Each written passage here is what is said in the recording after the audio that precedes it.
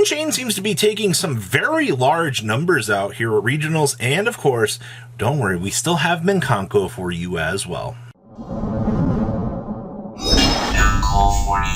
Make sure you guys smash the ever-living crap out of that subscribe button so you guys don't miss out on more awesome content. We're going to be looking at the Fargo, North Dakota Regional to start off our regional-filled weekend here. And yes, that is double Unchained here, taking the lead over a majority of the top cut here. Now, I actually have seen a decent amount of Unchained success out of the weekend here. I'm actually, it's not been like a huge overwhelming amount, but like this has been pretty interesting to see what people have been bringing to the table here for these particular variations. And I like this quite a lot. This has been very interesting to see, you know, change around. Now, of course, we still have Kashtira coming in as the other two of representation in Top Cut. I'm not surprised about that.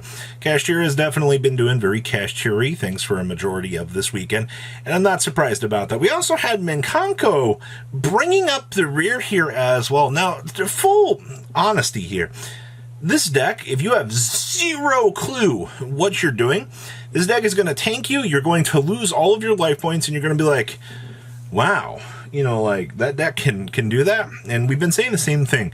Now, the fact that this deck does have another regional top 8 under its belt, you're definitely going to want to lock that down.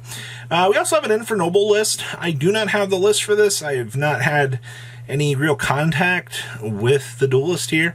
The rest of Top Cut, two people essentially were like, yeah, the missing list was Infernoble, so that's what we're plugging in here. And then, of course, we had Manadium as well. I'm actually super happy to see that, honestly. Like, to be honest with you, Manadium, it did not have a crazy amount of success out of this weekend, but it's good enough to kind of sit at the dinner table and do things here. And of course, we have one Dragon Link. Gotta love, you know, this deck's consistency, still, you know, showing up and doing well. So that is our top cut. Let's pass on over to those deck lists. All right, so winning our event here was none other than Kashtira, and yes, we are on double Book of Eclipse, your triple Book of Moon, and triple copies of Forbidden Lands. Trust me when I say this, the fact that we have been on such a huge Book of Moon presence in the meta. Like, if your opponent sets up any sort of, like, huge boss monster, you're tearing it apart. It's not even a real competition, right? Like, this handles everything that you want to see. And, of course, I see Exceed Encore finally coming back into the meta. Man, that Cat in the Hat deck has been a pretty big bully. And that is also the Master of Blades here. I know a few people kind of look at this card and they're like, do I really want to play this? I mean, it does work out. We're also playing a Utopic Zero package in here as well. So this is going to give this deck a different level of play. And maybe not so much things that I think people would necessarily consider here, but F-Zero is an incredibly broken card when it actually does get the chance to resolve. Next up here we have Unchained here, and Elise Davis piloting this to an absolute monster of a top cut. That's a name that most of you should be very familiar with in the competitive scene. I see we are playing the Tour Guide package here. Tour Guide's broken in this deck, man. I cannot stress this enough. Like, this gets the job done. See, hey, look, it's our Book of Moon package here. And our Ghost Mourner and Moonlit Chill. This has been a pretty interesting tech choice. It's starting to gain a lot more momentum right now. As you know, the format has kind of developed at this point in time. Because, I mean, hey, with time being such a pain in the butt, the ability to burn the opponent for some life points, by the way, this does close out games. And of course, hey, look, we got 3 more books here as well. So what you're telling me here is we're able to essentially close out games with relative ease and make sure that we can do, you know, what our game wants to do. Also, I mean, if your opponent's not ready for this deck to, you know, start linking out with their stuff, they're going to have a bad time. Like, let's be honest here. Hey, it's another Kashtira dollar bills money dot sign. Like, to be honest with you, I'm not surprised to see that we are continuing to see, you know, the ratios of the books and things here as well. I see that we also are packing in another Lance and another Book of Eclipse down here as well. So for whatever, you know, ratios that they had that they might be worried about, they could bump it up very easily to 9 to make sure that they could, you know, not lose the game to anything here. Also, poor no thrust in this deck. We're also not playing like Utopic Future Draco package. This is a lot more streamlined than what you're probably used to seeing. This deck has been so figured out at this point in time. Like, I hate to say it, but this is the most exciting thing that I'm getting out of this. Then, yeah, that's something at the end of the day. So congratulations, another top cut finish. Good stuff. All right, what else we got back here? Hey, it's our Minkanko duelist. Hey, so we are, of course, playing Kaijus in here because you want to be able to hand these to your opponent. We are playing the Axe of Fools. Woohoo. We are playing There Can Only Be One. So this is actually kind of a cute defensive option here as well. You want to make sure that the opponent can't actually start to generate, like, too crazy of a field. And especially, if you can keep a Minkanko locked up on the field. I mean, also, this is Psychic, and this is going to be Warrior. You can do the little battle phase reflection effects, and this is also going to be a Fairy as well. Love the fact that all of these have different types. So you're able to sit behind this TC Boo here and not really worry about anything. Keep in mind, we're also not playing Nini in the deck. And I see that we're also citing the Metal Silver Armor down here as well. So we can actually have access to any of these real key things that we're going to need to make sure that we can actually pressure the opponent and, win the game. But good stuff. This is incredible to see.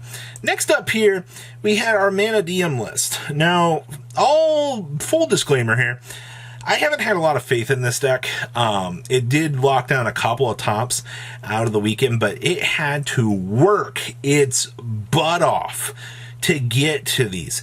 And I think that this is a pretty good indicator too. Once again, the 6 books showing their face here and showing us that, hey, these power cards are incredibly good. I mean, it really stinks that, can you say that the game has slowed down enough to the point that, things can still explode, but you have to Book of Moon the boss monster in the format, which really says something. If you can clean that up, you're good to go. And then, of course, the rest of this is just full Mana Diem combo line all the way down here. We're not doing any of the Crimson Dragon shenanigans.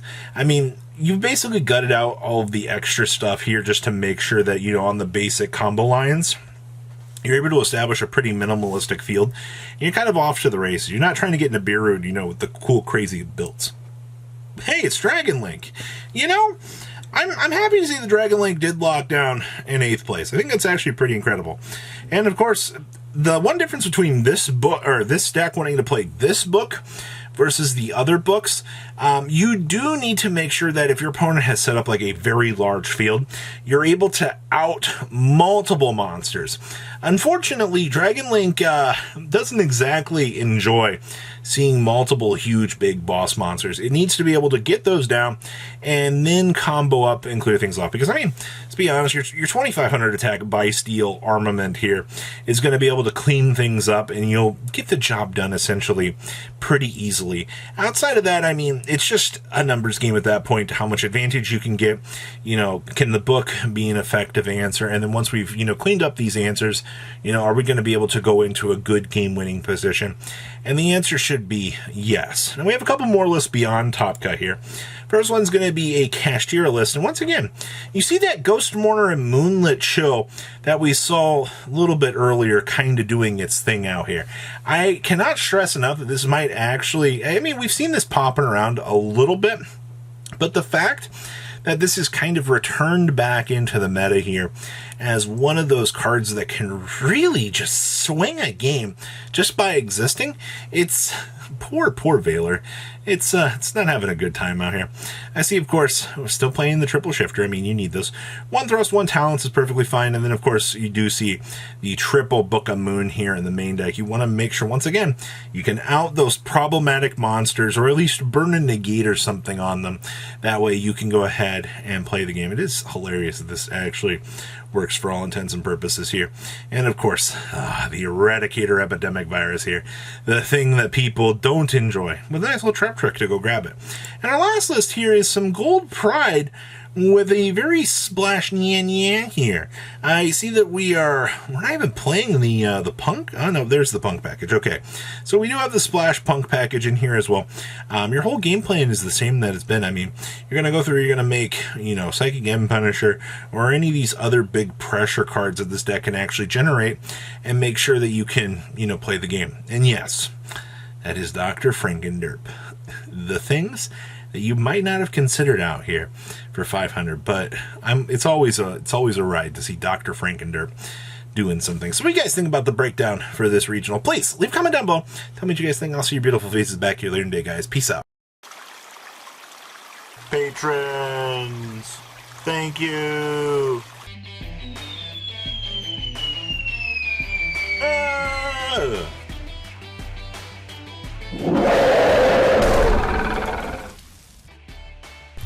Thank you so much for watching. Check out these other videos.